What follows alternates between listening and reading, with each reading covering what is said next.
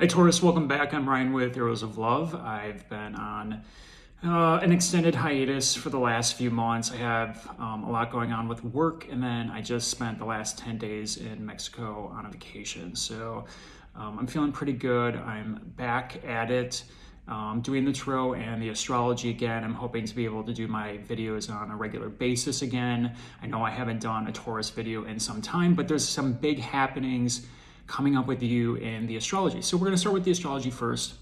We're doing this video on November 9th. And next week, we have eclipse season coming up again. So eclipses always mark big endings and big beginnings. The eclipses are always about culmination of events, secrets revealed, information coming out, and potentially information being concealed from us. Now, a lunar eclipse is when the sun and the moon are opposing each other. It's essentially a full moon on steroids, and it's near the north node on this particular eclipse.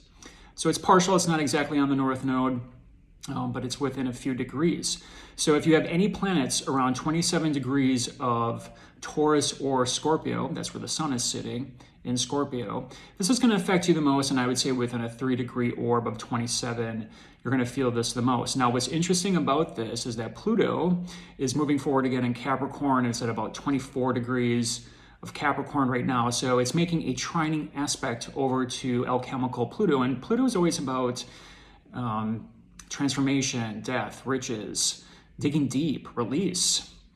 So there is an element of release within this particular lunar eclipse. And as far as the luminaries go, the sun is shining a light on the moon. So things come out during this time, big information, and it's big changes with you. So Taurus, this is happening in your first house of the self. The moon is exalted in Taurus, so it actually does very well in your particular sign. The moon's about emotion, about mother, home, family, property. In Taurus, you're very much a sensual sign, so that's why the moon does very well here. And you're ruled by Venus. So we always look to Venus, the ruler of the full moon, to see what's happening. And Venus happens to be in Capricorn, and she's going to be going retrograde later on this year. And I'll get more into that in other videos. But Venus in Capricorn is about being serious in love, taking love seriously, being stoic, having responsibility. It's about insiders and outsiders. Capricorn is very much a sign about boundaries. So we look to those themes to figure out the themes that could potentially come up with this lunar eclipse. But in the first house, this has to deal a lot with your body, your self-identity, your presentation out into the world. So those are the things that could come up with you. Now, the sun is sitting in your opposite sign of Scorpio, and that is your 7th house. Scorpio is 7 signs past Taurus. Now, the 7th house is a house of marriage, one-on-one relationships, business relationships, contracts and friendships, sexuality. So these are the themes that could come up with you. It's you and someone else. Oppositions are the nature of other people always. So whenever we have an eclipse, full moon, it always has to do with relationships of some type. And here, there could be something coming up for review in the next 6 months that deals with your personal relationships or even potentially work relationships. Again, the lunar eclipse is going to happen on November 19th. That's next week. We're going to start to feel this energy come about over the course of the next few days, and it's going to grow as the moon starts to move closer over to your sign, Taurus. So right now it's sitting in Aquarius. We're at the midway point. The quarter moon is always kind of a moment of crisis. That's what astrologers say. So it's kind of like, okay, we planted the seeds during the new moon. Now we're trying to make things come about. There could be a little bit of blockage. Now the moon today is actually going to align with stern taskmaster Saturn sitting in Aquarius. And while it's there, it's going to be forming a tense square over to Mars in Scorpio and Mercury in Scorpio. So we have 4 planets right now that are making a squaring aspect. And a square is always the nature of Mars. It's about action. It's about taking action. Now you have the 2 malefics of the universe at play here. Mars sitting in Scorpio, which is dignified. Mars rules Scorpio, and Saturn also rules Aquarius, where it's sitting right now. So you have 2 dignified malefics coming at each other.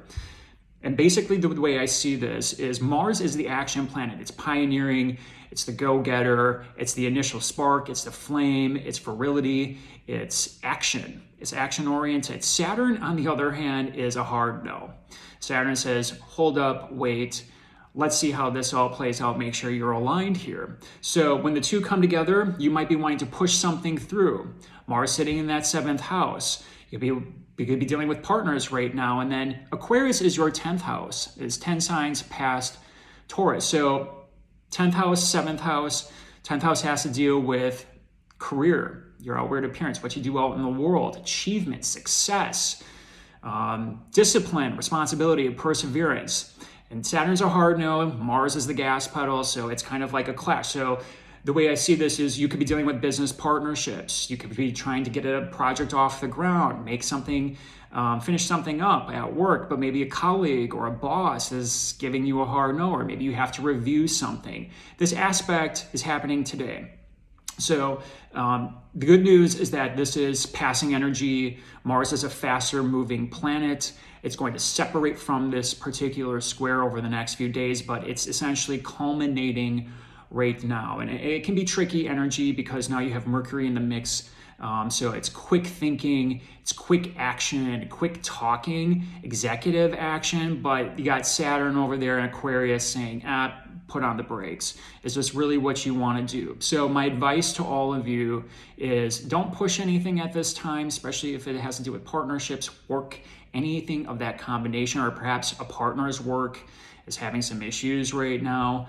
The advice is just let things fold naturally. If you're trying to push anything through right now, chances are it's not going to work out. So that's the squaring aspect. We have that lunar eclipse in your sign of the body, your self-presentation on November 19th. So you might be thinking about body maintenance. You could be thinking about your diet, your presentation out into the world. Maybe you're thinking about doing a little bit of a makeover or a wardrobe change, or changing your hair, or anything to that effect. All of those things could be coming about in the next 6 months or so, because that's about as long as it takes for the lunar eclipse energy to play out. 2 weeks after that, December 4th, we're going to have the Sagittarius solar eclipse, and this is going to be on the south node. That's where the south node is sitting. We're finishing up the eclipses on the Gemini Sagittarius axis. This is the last one. It's going to be at 12 degrees of Sag. So again, if you have any planets around 3 degrees, so anywhere from about, I'd say 9 to 15 degrees of Sag, you're going to feel this one the most. Now, Sagittarius for you is your 8th house. And the 8th house is a tricky house. It's a house of karmic debts, transformation, death, rebirth, release, healing. It's about riches too, lump sums, other people's money, shared resources. So it has a lot to do with other people's finances. So there's something that could be coming up for you overall, but this is also a new moon solar eclipse. So that means the moon is literally blocking the light. So something's hidden from you. Something is, you don't have all the information just quite yet. So if you're dealing with partnerships right now, you're dealing with joint finances, mortgages, debts, karmic debts owed to you even, you don't have all the information yet. It's not quite time to take action. And that solar eclipse, again, is happening in in Sag. And Sag is a house of optimism, faith, belief, morality, your ideals. So your ideals here could be very much challenged at a core level. And you might have to do some digging deep. And that's really what the 8th house is all about. It's about intensity. It's about those feelings that are buried underneath, bubbling up from the underworld. The 8th house is ruled by Mars and Pluto. So it's very much about digging deep into something that needs to be released from our lives. Programming in our lives that no longer works for us. And again, eclipses are about big endings, big beginnings. And Taurus, the nodes are going to be in your 1st house and your 7th house of Scorpio over the next year and a half or so. So you're going to have to let this process play out, but this is the last one in Sag. South node is sitting over there. The South node is indicative of the past. In an ancient astrology, the South node is the tail of the dragon. You have Rahu, which is the North node, Ketu, which is the South node, and Ketu tends to lessen whatever it's near. So you have a malefic planet near Ketu. It lessens what we call bad effects, if you want to say that, of a bad planet, or it lessens the good effects of a benefic planet like Venus or Jupiter, for instance. So take a look at that. If you have your sun around there, it could just feel like something from the past is coming back for review, because that South Node tends to bring things that are a little bit otherworldly, to be quite honest. The other thing I want to mention about this particular solar eclipse is that Sagittarius is ruled by Jupiter, and Jupiter is also sitting in Aquarius right now. Aquarius is ruled by Saturn. Saturn is in its home sign of Aquarius. And again, this is about discipline, responsibility. It's about being a visionary too, and seeing the future. Aquarius is very much about the future and innovation and thinking about where it is we want to go. And with Jupiter there, it's a push of belief to make things come true about what's sitting in our mind or the vision for our future. But it's also about healthy detachment. If you know an Aquarius, you'll know that they tend to be emotionally detached. So it's also a letting go of sorts here. So those are the themes that could come up for you. We have Venus retrograde coming up in Capricorn later on this year. It's going to be a big one for you. That is in your 9th house of higher education, publishing, teaching, gurus, long distance travel. It's a house of optimism. The 9th house is a very pleasant house overall. It's an intellectual house. So you're going to see some things come up in that, but I'm going to get to that probably in December when we get closer to the retrograde phase. But Venus is in Capricorn right now. She's going to be there for 4 months. It's going to be a long time in that particular sign. So if you are traveling over the winter, December, January timeframe, you could potentially meet someone during that time. It's not always a time to be getting into a relationship when Venus is in retrograde. Venus is the planet of love, relationships, harmony, beauty, aesthetics, friendship, sexuality. So if you meet someone during this time, just be aware. Sometimes it can be a very passionate an encounter, but a lot of times there's something hidden here that you don't see. Maybe they're married, they're attached to someone else, that information comes out, they go back to an ex, something to that effect. So I want you to be aware of that with Venus retrograde coming up. So we have Mars, Saturn square happening today. We have the lunar eclipse, November 19th, in your sign, 1st house, body, outward presentation, identity. You're going to be going through some, not an identity crisis, but maybe an identity change. Maybe something just needs to be released here. And then we have the Sagittarius solar eclipse on December 4th. And that's in your 8th house of release, death and rebirth, riches, other people's money, other people's resources, karmic debts. Those are the big things coming up for you, Taurus. So, all right, let's do the Tarot. We're going to do a modified Celtic cross today. 6 cards from the Tarot, 1 from the Angel's Oracle for the general energy. Keep in mind these are general readings. The messages won't resonate with all of you. Take a look at your ascendant or your rising sign, your moon and Venus signs if it's not Taurus. Sometimes those messages will resonate more with you depending on what's happening in your natal chart. As always, if you like these videos and would like to see more of them, please click the like button and subscribe. It helps the channel and it's very much appreciated from me. And you get to see more of me. So I'm hoping to be more on YouTube lately. I've just had a lot going on. And I really needed time away. It's been a tough year for me too. So sometimes I gotta reboot and recharge. And that's exactly what Mexico did for me. So let's see what's going on with you, Taurus.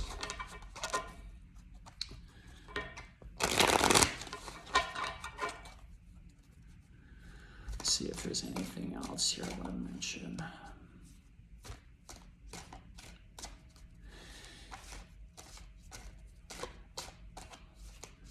Yeah, definitely don't be pushing things through right now. Saturn's a hard no. That can be a reality check of sorts. That's what Saturn does. So you got to know your boundaries, got to know your worth, where you're going. Things are going to be changing for you quite a bit over the next year and a half, Taurus. So you also have Uranus in your sign. Uranus, it's a planet of change, shock and awe, innovation, the future. So big changes with you. All right, Taurus, here we go. 6 cards from the Tarot. I'm going to pull 1 from the Angels. Let's see what the general energies say. Reconciliation, someone from the past is returning to your life. I just mentioned that that Sagittarius solar eclipse is on the South Node. The South Node is oftentimes representative of the past. Things coming back from the past lovers, past life lovers, past relationships, past situations. And it's in that 8th house. And the 8th house also has to do with intimacy, sex, taxes, death. I call it the STD house. I'm not going to actually get an STD, although you could. But, things from the past come back. That 8th house is karmic debt. So if people do come back during this time, I'd say 9 times out of 10, it's about getting closure on a situation. It's not necessarily going to work out, but there's something here that needs to be closed out. So potentially a reconciliation of some sort, maybe some release, some healing could be had here. So reconciliation, that's the theme of this reading. All right, first card out, the Emperor, 2 of Pentacles, the Fool, Queen of Pentacles, Page of Wands, Queen of Cups. Yeah, so you got 2 queens here on either side of your reading, and then right in the middle is the Emperor. So, and then you have the 2, and they're juggling. So you can see the imagery. Let's start. So the Emperor could have been dealing with an Aries at some point in time. This could have been an authority type figure, could have been someone older than you. But the Emperor is very much a man in his power. He knows what he wants and goes for it. Very little gets in his way. He can be a little unbreakable at times, a little too stiff, doesn't really bend to other people's will. So on the flip side of this, on the negative side, can be a little bit of authoritarian. But this is definitely someone that's strong. It's a pioneer. They're a go-getter. They sit on their throne and they get what they want, right? That's the energy of the Emperor. And it's right in between these 2 kings. So perhaps this guy was looking at 2 different options. Maybe they went with someone else. Now they're thinking, hey, Taurus, that Taurus was pretty good, actually. And maybe I want to reconcile. And they've been doing some juggling. They've been doing some thinking. 2 of Pentacles here, right? It's the choice. It's the decision. 2s always represent choices. And you can see the infinity symbol here. There's some karmic ties between you and this person, and maybe they've been going back and forth. Maybe there's been some breadcrumbing, not really sure where you stand, kind of in a gray area, right? So perhaps you hear from someone and you're not really sure what to do with this, or vice versa. They're debating whether or not to reach out to you. They're definitely watching you though,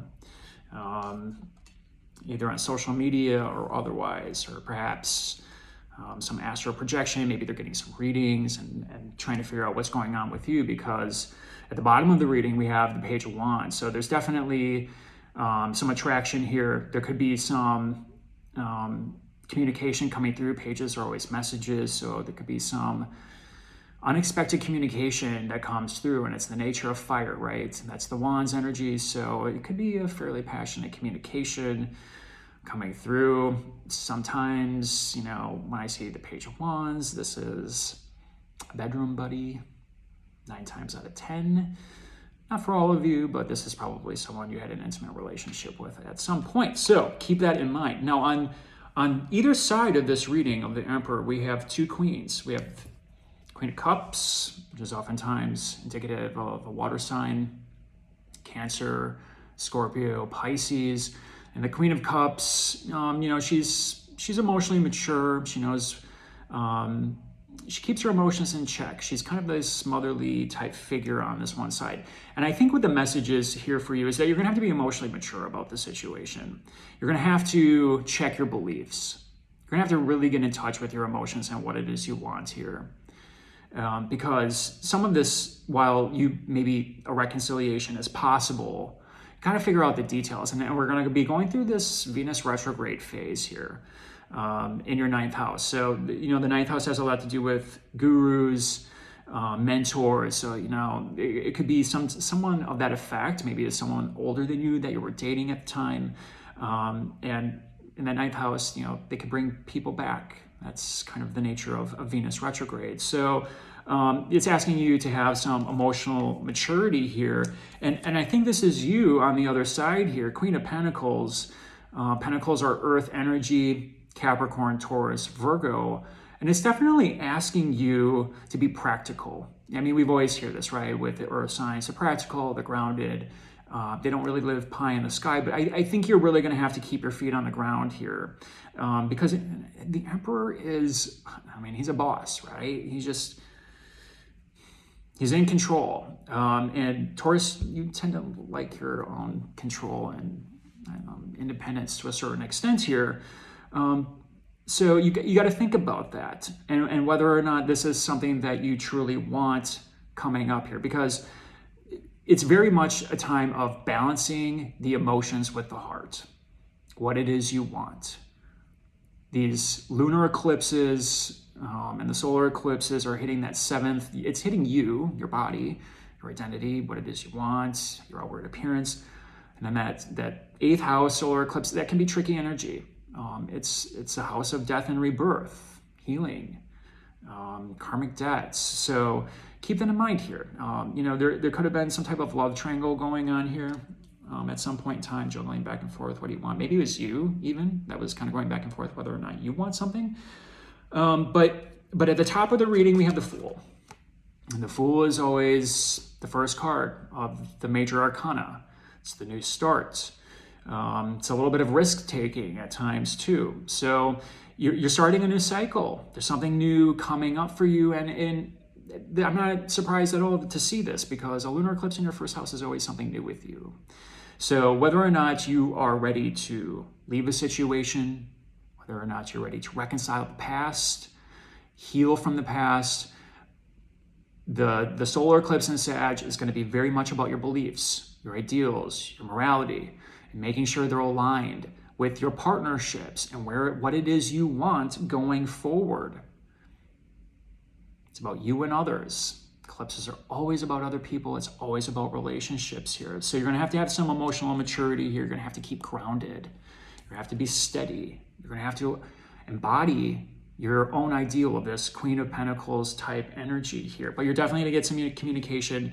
And it could be potentially a new start. So it doesn't always mean you're going to get back together, but maybe you figure out a way where you can coexist, but not cross boundaries. Because remember, Venus in Capricorn is very much about boundaries. It's about insiders and outsiders. It's about discipline. It's about perseverance. It's about going the distance for the long-term goals, not short-term pleasures. So you really have to hone in on that energy. I hope you enjoyed this reading, Taurus. Until next time, take care. Feel free to leave a comment if this is resonating with you. I'm always interested to hear how things are going. All right, take care.